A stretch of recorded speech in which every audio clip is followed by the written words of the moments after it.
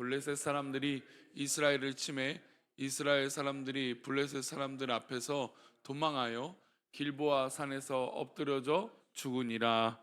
아멘. 예, 기도하겠습니다. 하나님, 부름받아 나선 이 몸 어디든지 가겠다라고 결심한 우리의 신앙 고백을 우리 하나님 아십니다.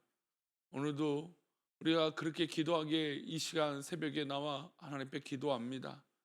하나님, 우리를 붙들어 주시고 신령한 은혜로 붙잡아 주셔서 정말로 하나님 놀라웠고 크신 은혜로 우리가 오늘 하루도 살아갈 수 있도록 복을 내려 주시고 은혜를 내려 주옵소서.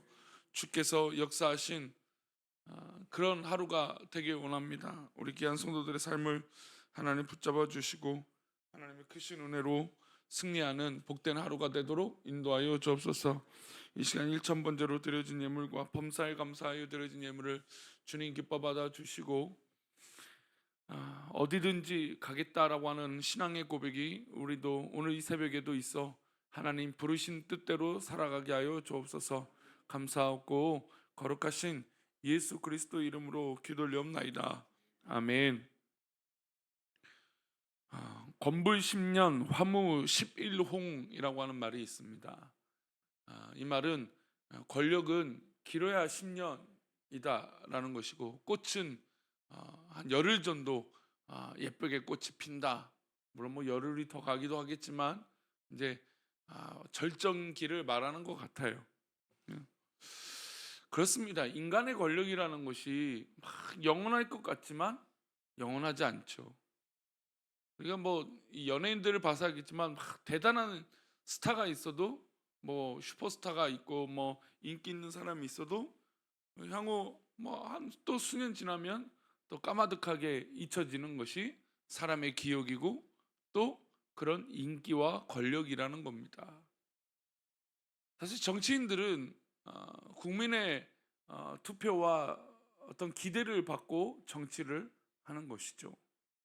근데 지금 한국 사회는 이념, 또 진영, 좌우, 그리고 남녀, 그다음에 세대 간으로 아주 그냥 갈기갈기 찢어져 있다라고 해도 과언이 아닙니다. 이것이 정말로 한국 사회에 필요한 것들이라면 괜찮은데 이게 정치적인 것으로 풀이가 되니까 너무나 큰 문제가 되는 것 같아요. 참 안타깝습니다. 세상의 권력을 잡고 있는 이들이 그의 권력들이 얼마나 오래 갈 수 있을까요? 한낱 하나님 앞에 아무것도 되지 않은 것을 깨달았을 때 정말 인간의 연약함을 깨달을 텐데 참 아둥바둥 그렇게 인간의 욕심과 권력을 부리는 모습에 참 안타까운 마음이 들기도 하는 오늘 새벽인 것 같습니다.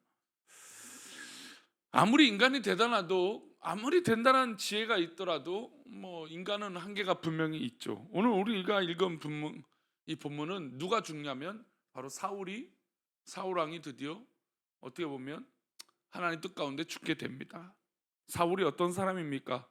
이스라엘 초대 왕 아닙니까? 하나님이 영이 함께 했을 때는 탁월한 하나님의 사람이었고 지혜로운 사람이었고 또 능력 있던 사람이고 사람들한테도 인기가 많았던 사람이었습니다. 하지만 하나님의 영이 떠나고 나서는 악령에게 시달렸어요. 얼마나 안타깝습니까? 하나님의 사랑을 받았을 때, 하나님의 인정을 받고 하나님의 축복을 받았을 때는 그래도 정말 승승장구했는데 하나님의 영이 떠나고 악신이 그에게 임하니까 괴로운 거예요. 그러니까 다윗이 뭐 하프를 켜고 막 찬양을 하고 있으면 그게 막 미워 죽을 것 같아서 그에게 창을 던지기도 하고 막 이 다윗을 아니 어차피 자기 수하잖아요, 그렇죠? 그래서 사위잖아요. 그러니까 사실 거의 자기 마음대로 해도 아무 문제가 없는 그런 건데 이가 자신의 권력에 취해서 저 다윗이 나를 죽일 수 있는 존재로, 다윗이 나의 권력을 빼앗을 수 있는 존재로, 다윗이 나를 넘어설 수 있는 존재로 시기와 질투에 눈이 멀어 그렇게 그냥 악신에 들렸다라는 거죠.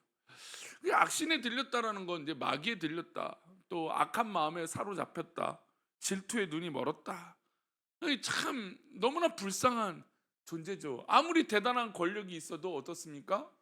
아무런 의미가 없는 거예요. 우리가 뭐 때로는 꿈을 꿉니다. 우리가 뭐 수억만 장자가 되고 뭐 그런 우리 삶이 막 대단히 잘 될 것 같은데, 근데 연예인 뭐 그렇게 대단한 스타도, 그렇게 대단한 부자도 마약과 어떤 그런 수면제가 없으면 잠을 못 자는 그런 사람들의 이야기들을 굉장히 많이 듣습니다. 요즘은 또 이렇게 마약이 많이 파헤칠까요? 아무리 풍요롭고 아무리 자기 만족할 수 있는 시대가 되는데 만족이라는 게 안 된다는 겁니다. 그러니 또 다른 만족을 찾으려고 하고, 지난주에는 아파트에서 뛰어내린 마약에 취한 경찰관 이야기는 굉장히 우리 사회를 현실적인 것으로 보여주고 있는 현실이라는 겁니다. 그러니까 우리 인간이 만족을 못한다는 겁니다. 그러니 사울 역시 악신에 들렸을 때 얼마나 자기가 다 알 수도 있고 뭐 그런 권력을 갖고 있고 뭐 부는 당연히 다 있잖아요. 근데도 그것에 만족을 합니까? 못합니까? 그러니까 인간은 그거에 대한 만족을 못하는 겁니다. 근데 우리는 어떻게 만족하면 또 우리가 더 나은 것을 바라볼 수 있을까? 하나님께 꿈이 있다는 거예요. 하나님 앞에 비전이 있다는 거예요. 하나님, 내가 이렇게 살겠습니다. 내가 이렇게 막 열심히 살 테니까 하나님 이렇게 되게 해주세요. 내가 이렇게 하겠습니다. 그러니까 이게 인간적인 막 욕심과 꿈이라면 우리는 힘들 거예요. 왜요? 아니 그렇게 한다는 게 쉽겠습니까? 그러나 우리는 즐거워요. 왜요? 우리의 삶을 이렇게 이뤘을 때 하나님 기뻐하시고 하나님 우리를 인도하실 거니까. 우리 성도님들이 이 새벽에 꿈꾸고 기도하는 모든 기도의 소원이 하나님 앞에 기쁨이 되고 소망이 되고 능력이 되기를 축원합니다. 그러니까 우리는 스트레스 받을 리가 없어요. 왜요? 우리의 일과 결과는 하나님 뜻 가운데 있기 때문이에요. 잘 되고 더 잘 되고 우리가 바라는 대로 되면 또 그것도 감사하고, 그것이 안 될지라도 하나님께서 우리를 인도하실 것을 믿기 때문이에요. 그렇게 권력에 또 악신에 들려서 그의 나라가, 사울의 나라가 영원할 것 같았지만 어제 말씀 나눴던 이 블레셋과의 전투에서 사울 왕과 비롯한 모든 자녀들이 죽게 됩니다. 우리 1절과 2절인데요. 함께 읽겠습니다. 블레셋 사람들이 이스라엘을 치매 이스라엘 사람들이 블레셋 사람들을 앞에서 도망하여 길보아 산에서 엎드려져 죽으니라. 블레셋 사람들이 사울과 그의 아들들을 추격하여 사울의 아들 요나단과 아비나답과 말기수아를 죽이니라. 참 안타까운 이름이 등장해요. 여기서 사울, 요나단, 아비나답, 말기수아 이 네 사람 중에 가장 가슴에 아픈 한 사람이 있죠. 누구예요? 요나단이죠, 요나단. 근데 하나님은 이 전장에서 이 모두를 다 죽이세요. 왜 그러실까요? 그 다음 나라의 다윗의 왕조를 위해서요. 만약에 사울의 왕 중에 자녀 중에 누구 한 명 살아 있다면 어떻게 될까요? 다윗의 나라는 계속 정치적으로 휩쓸 거예요. 왜요? 사울의 왕 아들이 왕이 되어져야 되는 거 아닌가?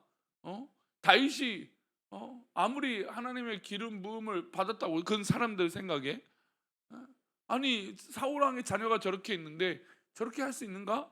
라고 하는 질문들이 던져졌을 거예요. 그런데 안타깝게도 그렇게 다윗을 사랑했던 요나단마저도 이 전쟁에서 모두 죽게 됩니다.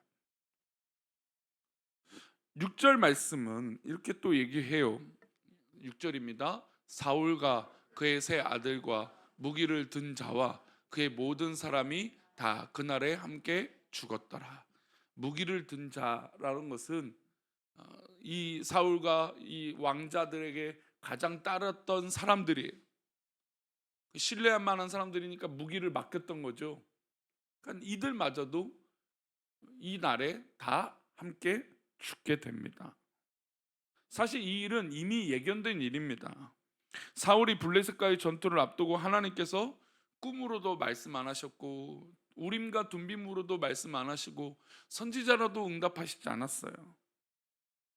그래서 그가 응답하지 않으신 하나님을 보고 어디를 찾아갑니까? 엔돌의 신접한 여인을 찾아가서 사무엘을 불러달라고 요청을 합니다. 왕이신 하나님께 부르심을 받은 이 왕인 건 자기 자신도 알고 있는데 지금 이 무당 앞에서 자신의 영혼을 팔아버리고 있는 것입니다. 그런 이미 그 행위 자체가 사울 왕은 끝난 것이죠.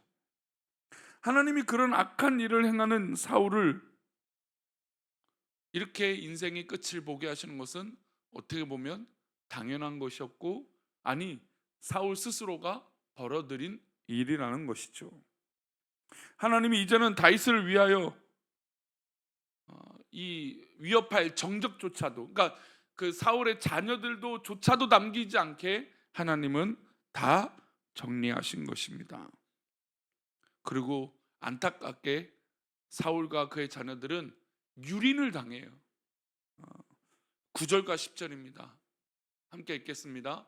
사울의 머리를 베고 그의 갑옷을 벗기고 자기들의 신당과 백성에게 알리기 위하여 그것을 블레셋 사람들의 땅 사방에 보내고 그의 갑옷은 아스타롯의 집에 두고 그의 시체는 벳산 성벽에 못 박음해. 너무나 안타깝죠.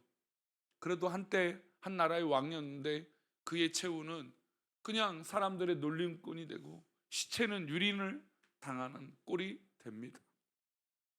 하나님이 왜 이렇게까지 하실까요? 하나님이 왜 이렇게 사울을 이렇게까지 내버려 두실까요? 이 일은 사울 왕이 스스로 벌어들인 일이기 때문이에요. 그리고 분명히 왕이지만 왕도 하나님 앞에 떠나 있으면 이런 결과를 맞이할 수 있다는 것을 우리에게 알려주고 있는 것이죠. 우리가 신앙생활하고 또 믿음이 있다라고 안심하면 안 됩니다. 우리는 계속해서 하나님 뜻을 구하고 하나님의 선하신 일들을 구하고 기도해야 될 줄 믿습니다. 우리가 한번 교회 나왔고 구원받았다고 끝난 것이 아니에요. 우리는 구원의 여정을 살아가야죠. 믿음의 삶을 살아가야죠. 그런데 교회 안에서도 또 어디서든 하나님 뜻으로 살지 않고 이렇게 제멋대로 살다가 결국 이렇게 유린을 당하게 됩니다. 역대상 10장 13절 14절은 이 사울의 죽음에 대한 이야기를 합니다. 함께 읽겠습니다. 사울이 죽은 것은 여호와께 범죄하였기 때문이라. 그가 여호와의 말씀을 지키지 아니하고 또 신접한 자에게 가르치기를 청하고 여호와께 묻지 아니하였으므로 여호와께서 그를 죽이시고 그 나라를 이새의 아들 다윗에게 넘겨 주셨더라. 이 본문은 사울 왕이 죽은 이유에 대해서 분명히 얘기를, 왜 죽었는지에 대해서 이유를 말하고 있습니다. 그 가장 중요한 이유는 무엇입니까? 여호와께 범죄하였기 때문이다. 근데 그 범죄의 내용이 세 가지로 나와요. 주된 내용이 첫 번째, 그가 여호와의 말씀을 지키지 아니하였다는 거죠. 특별히 아말렉과의 처음에 왕이 되고 나서 승승장구하고 나서 처음에 잘못했던 것이, 아말렉과 싸우려고 하는데 사울이 하나님께서 다 진멸해라, 왕이 되고 나서 하나님 명령대로 다 쓸어버려라. 이거 하나님은 이 진멸이라고 하는 단어를 쓰실 때는 어떤 0.1%도 용납해서는 안 되는 거예요. 그러니까 우리가 하나님 앞에 신앙으로 살아갈 때 하나님의 뜻을 믿으면 0.0001%도 허용이 안 되는 것들이 있어요. 그건 무조건 하나님 말씀을 지켜야 되는 것이죠. 그러니까 진멸이라고 하는 단어는 그렇게 사용되어지는 거예요. 하나님이 진멸해라.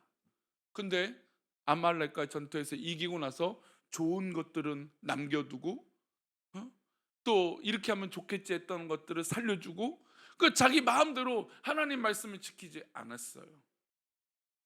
이 사울의 잘못은 여기서부터 시작이 됩니다. 두 번째, 신접한 자에게 가르치기를 청하고 있어요. 하나님 앞에 하나님의 영이 있던 이 사람이 하나님의 영이 떠나니까 신접한 여인을 찾아간다? 이거는 하나님이 함께 하시지 않은 거 아니까 내가 또 다른 방법으로 찾는다? 이거는 더 안 되는 일이라는 것이죠. 우리가 자녀들을 양육하실 때 이것이 안 된다라고 하는데 편법을 써서 다른 방법을 한다? 본질이 있는데 그럼 이거만큼 더 답답한 일이 뭐가 있겠습니까? 어떻게든 그 본질을 잡아야죠. 그게 우리를 살리는 일인데. 근데 사울은 신접한 자에게 가르치기를 청했습니다. 우리가 알다시피 야곱은 약복강에서 어땠습니까? 하나님 응답하실 때까지, 자기 몸이 부서질 때까지 매달리지 않았습니까? 사울은 그런 과정이 없어요. 그게 안 되니까 신접한 자에게 찾아가서 사무엘을 불러달라, 이렇게 하는 방법을 취하는 거죠. 얼마나 쉬워요. 그러나 우리는 쉬운 방법을 택하는 것이 아니라 옳은 방법을 택하는 사람들인 줄 믿습니다. 이게 바로 믿음의 사람들이에요. 마지막으로 어떻게 하지 않았습니까? 여호와께 묻지 아니. 즉 뭘 하지 않았다는 걸까요? 기도하지 않았다라는 거예요. 이가 여러 번 회개할 기회가 있고, 여러 번 이 다윗 앞에, 야 다윗이 몇 번이나 죽일 기회가 있었잖아요, 사울을요. 근데 그 모습을 보고 다윗아 내가 잘못했다 그래 놓고 기도하지 않아요. 그 잘못이 하나님 앞에 회개되는 기회인데, 근데 그저 내가 죽지 않았다라고 하는 안도감으로 그냥 그 순간만 모면하려고 했던 모습이라는 거죠.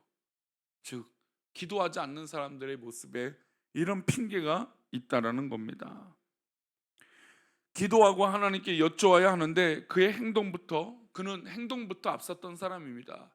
그러니까 우리가 참 행동한다라는 건 참 좋은 결단이죠. 행동을 잘해야죠.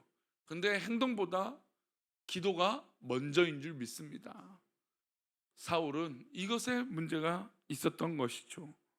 그가 이렇게 죽고 유린당한 이유는 이 세 가지 이유였습니다. 하나님의 말씀을 청종하지 않고 신접한 여인에게 가르치기를 청하고 기도하지 않았기 때문에 사울 왕의 영은 서서히 말라가고 있었던 겁니다. 왜 우리가 깨어 있어야 됩니까? 왜 우리가 기도해야 됩니까? 우리도 모르게 우리의 영이 말라가고 있음을 깨닫기 위함이에요. 영적으로 깨어 있지 않으면 우리가 영적으로 말라가고 있다는 것을 몰라요. 세상이 우리를 그렇게 두지 않잖아요. 마귀가 우리를 그렇게 두지 않잖아요. 그러니 오늘도 이 새벽에 우리는 깨어서 우리 성도님들의 삶이 소생케 되어지시기를 축원합니다. 우리가 나중에 정말 하나님 앞에 나아갔을 때 하나님께서 우리에게 바라시는 것이 무엇일까요? 또 우리 앞에 불려지는 이름이 무엇일까요? 간절하게 기도한 자, 간절하게 하나님을 찾던 자, 간절하게 하나님의 말씀을 지키다가 하나님 앞에 간 사람.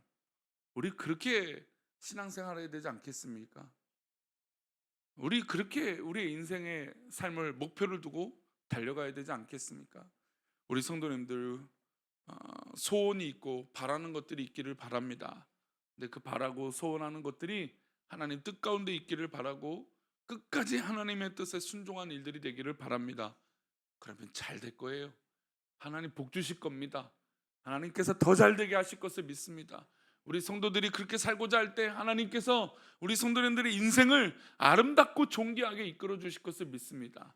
그러니 의심하지 말고 오늘도 하나님 말씀을 지키고 또 다른 것의 가르침을 따르는 것이 아니라 하나님 앞에 기도함으로 승리하는 그런 지혜로운 하루가 되시기를 축원합니다. 기도합니다. 하나님, 오늘 하루도 우리가 살아갈 때 우리가 다른 것에 빠지지 않게 하여 주옵소서. 다른 것에 물들지 않게 하여 주옵소서. 하나님 기뻐하시고 하나님 바라시는 것에 있게 하여 주옵소서. 우리가 기도하는 자리에 있게 하시고 하나님을 사랑하는 자리에 있게 도와주옵소서. 우리를 그렇게 인도하시고 붙잡아 주실 것을 믿사옵고 그런 하루가 되기를 원하며 거룩하신 예수 그리스도 이름으로 기도 올려옵나이다. 아멘.